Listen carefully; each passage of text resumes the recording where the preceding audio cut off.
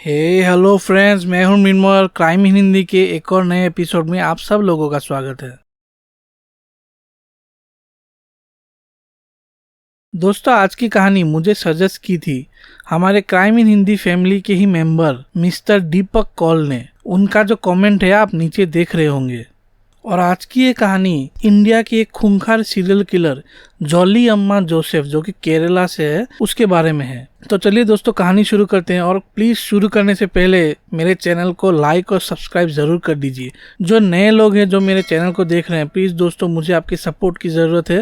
मुझे सपोर्ट कीजिए। अगर वीडियो अच्छा लगे तो सब्सक्राइब और लाइक जरूर कीजिए। Thank you so much. दोस्तों, आज की जो कहानी है, ये कहानी प्रूफ करती है कि अगर कोई देखने में समझो बहुत ही भोला भाला है, हंसमुख चेहरा है, हेल्पिंग नेचर है, तो इसका मतलब ये नहीं कि अंदर से भी वो आदमी इसी तरह का होगा।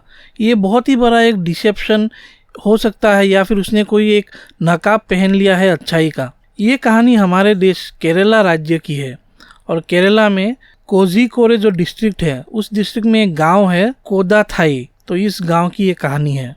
केरला तो आपको मालूम ही होगा, हमारे देश का एक बहुत ही खूबसूरत राज्य है। अगर आप नहीं गए हैं तो कभी जा सकते हैं। चारों तरफ हरियाली, बहुत ही खूबसूरत जगह है। और ये गांव भी उसी केरला का एक खूबसूरत गांव है कोदाथाई। शांत एक छोटा सा गांव है, लेकिन ये गांव अभी फिलहाल फेमस हो गया है इस केस की वजह से। दोस्तों, 2019 में एक खबर आती है जिससे ना सिर्फ केरला बल्कि पूरा इंडिया ही शॉक हो जाता है उस खबर को पढ़कर। एक ही परिवार के 6 लोगों की मृत्यु होती है, और वो भी 14 साल की एक टाइमलाइन में 6 लोगों की एक ही परिवार की मृत्यु होती है। और सभी के सभी को जहर देके मारा जाता है। और बुरा तो तब लगता है जब इन 6 लोगों में से एक 2 साल की बच्ची भी होती है, जिसको भी जहर देके मारा जाता है।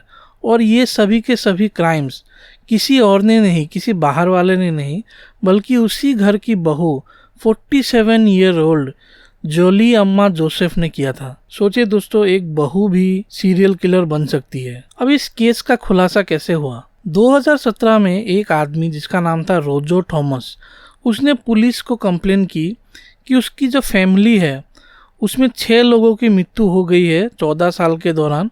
और ये मृत्यु मतलब बहुत ही मिस्टीरियस वे में हुई थी। उसने ये भी बोला था कि उसका जो भाई है रॉय थॉमस, उसकी मृत्यु साइनाइड पॉइजनिंग से हुई थी। और उसने पुलिस से आग्रह किया था कि साइनाइड का सोर्स पता किया जाए, लेकिन पुलिस ने उस समय कोई भी ज़्यादा ध्यान नहीं दिया। और रॉय के मौत को सुसाइड का नाम बताकर इस केस को थोड़ा सा ठंडा कर दिया पुलिस ने।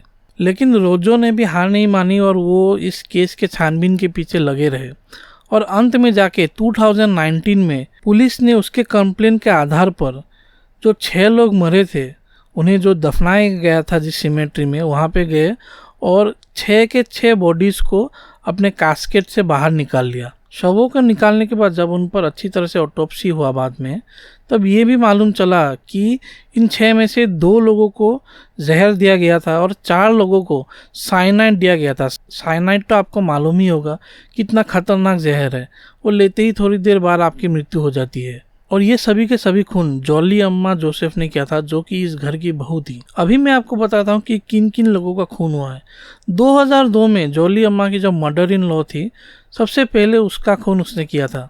उनका नाम था अनम्मा थॉमस। उसके बाद 2008 में अपने फादर इन लॉ, ससुर का खून किया था। उनका नाम था टॉम थॉमस। फिर जाके 2011 में उसने अपने पति का ही खून कर दिया, जिसका नाम था रॉय थॉमस। फिर 2014 में अपने पति के अंकल मैथ्यू का उसने खून कर दिया था। उसी साल 2014 में अपने हस्बैंड के एक कजिन जिसका नाम था साजू, उसकी सिर्फ 2 साल की बेटी दोस्तों एल्फिन साजू, उसका भी खून कर दिया था इस जॉली ने। और उसके बाद इसका अंतिम जो शिकार था वो था 2 साल की बच्ची एल्फिन की माँ सिली साजू। अब जब पुलिस ने इस केस की गहराई से छानबीन की, तब उनका पहला शक गया घर की बहू जॉली अम्मा की तरफ। और जो रोजो थॉमस था, उसका भी शक जॉली की तरफ ही था। और जिस दिन ये सारे की सारी बॉडीज खोद के निकाली गई, उसके दूसरे ही दिन जॉली को पुलिस ने गिरफ्तार कर लिया शक के बिना पे।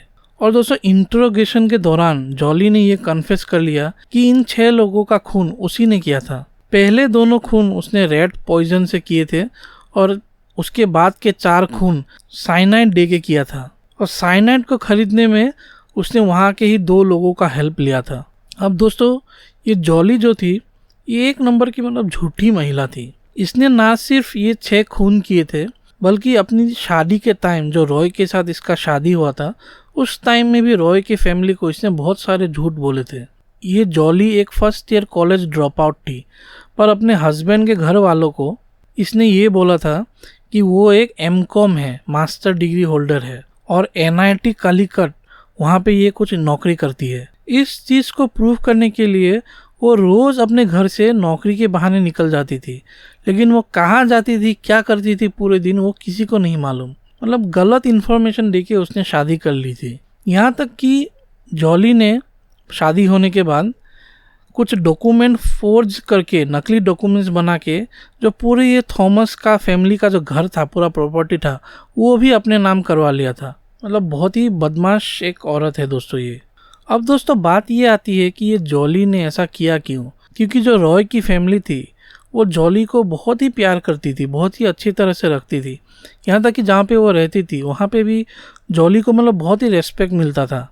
उसकी सास, उसके ससुर काफ़ी अच्छे थे, उसको प्यार करते थे, सपोर्ट करते थे। तो इस तरह की एक प्यार और सपोर्ट और इज्जत मिलने वाली औरत ऐसा क्यों करेगी, अपने ही सास ससुर का खून वो क्यों करेगी। तो ये जो पूरा ट्रबल शुरू हुआ, ये शुरू हुआ 2001 को, जब घर की जो उसकी सास थी अनम्मा, वो एक स्कूल टीचर थी और वो रिटायर हो गई थी 2001 में। और वो एक्चुअली इस घर की सिर्फ एक सोल ब्रेड अर्नर थी, मतलब वही इस घर में कुछ कमाई कर रही थी।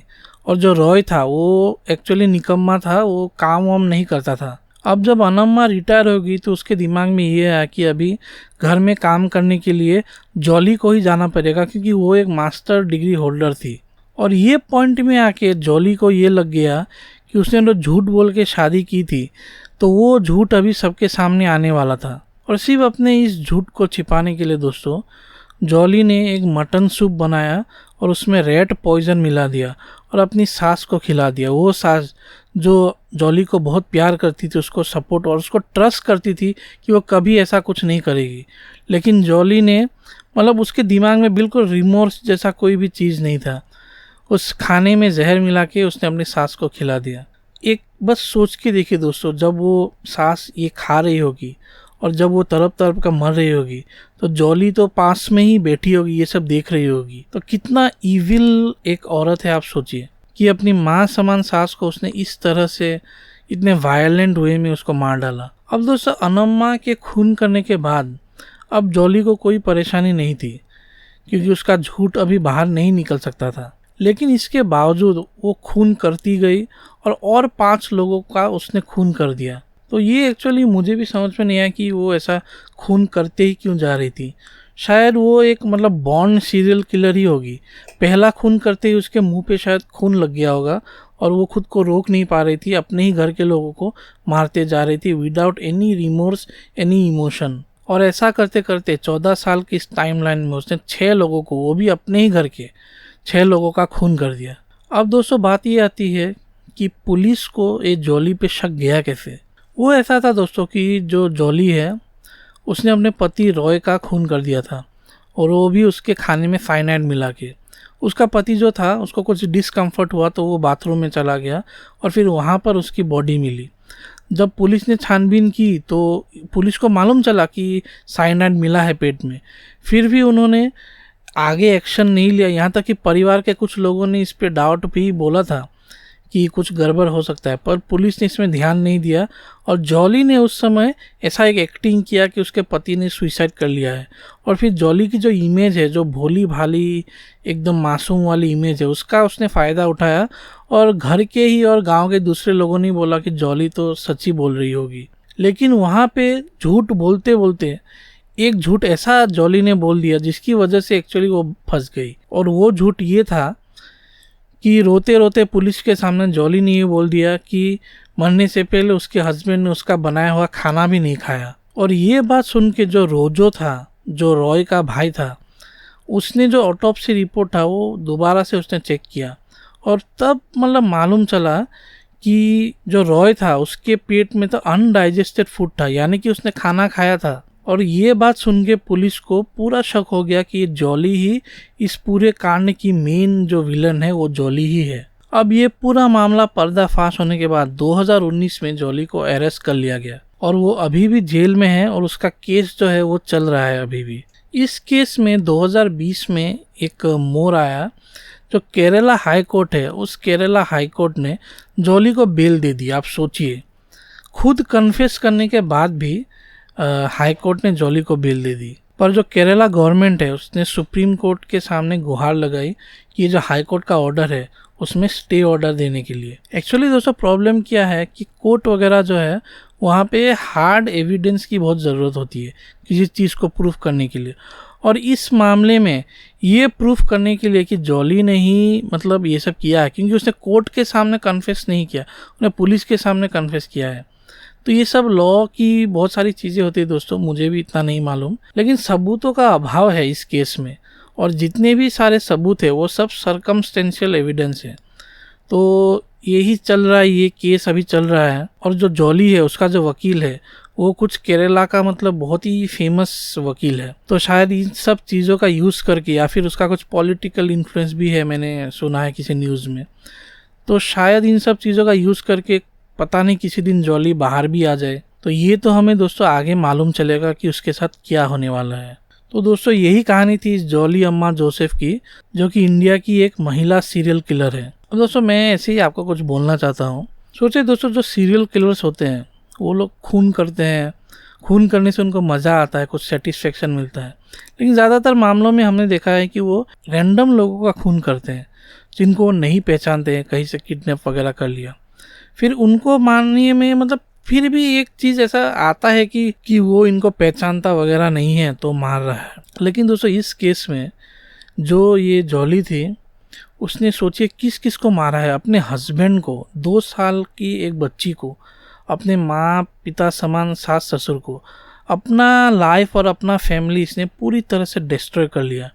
पता नहीं किस लिए दोस्तों, ये भी अभी खुलासा नहीं हुआ है, लेकिन सोचिए अपने ही परिवारजनों को कोई कैसे मार सकता है। तो दोस्तों इस केस को जानने के बाद मैं एक सलाह दूंगा, कोई भी अगर शादी वगैरह कर रहा है तो अपने पार्टनर का फुल बैकग्राउंड चेक कर ले अरेंज मैरिज के टाइम। अगर लव मैरिज है फिर तो आपको मालूम ही होगा उसके परिवार के बारे में, उसके बारे में।